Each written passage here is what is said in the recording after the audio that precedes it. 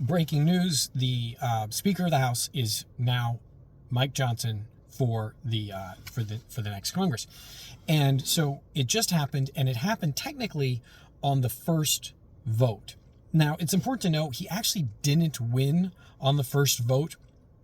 He lost. It was kind of interesting because some people that we weren't necessarily expecting to vote against him voted kind of honestly, like randomly for other people. The Democrats were a united front voting against him, but some of the Republicans had peeled off. And so he had initially lost, but they didn't gavel it out. In other words, they didn't finalize it. They basically, the Republican Congress conference kind of got together and they kind of presumably like wheeled and dealed and made promises and said, well, if you change your vote. So they went to those people who had those votes, got them to change their votes. So technically he wins on that first vote total.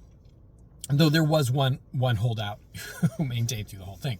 So this is, of course, very important for Donald Trump, who will now be able to come in and already have Mike Johnson having his back, right?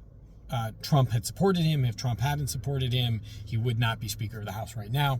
And so in theory, they're going to kind of move forward with whatever Trump's agenda happens to be more easily. They're also going to go ahead. This means that the Republicans will also make it much harder to oust the Speaker of the House, because that had been their plan. Which I talked about in a previous short. So they're going to make it so that only Republicans can make a motion to vacate the speaker. In other words, the only people who can make a potential vote for the speakership to remove the speaker will be Republicans. The Democrats still have absolutely no say in it. So that's about to happen, I'm sure. So why, though, do Republicans have so much difficulty with picking and keeping a speaker, so much so that they need to change the House rules in order to keep a speaker? And why was this almost a total fiasco for them, while Democrats really never seem to have this problem?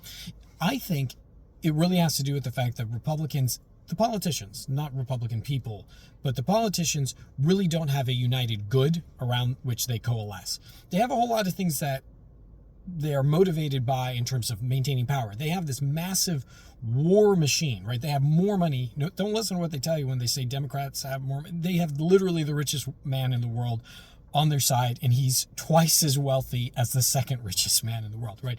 They have an insane amount of money and an insane amount of political power. And it's a little bit like the Union during the Civil War, before they decided, like, oh, we should motivate ourselves about slavery, right?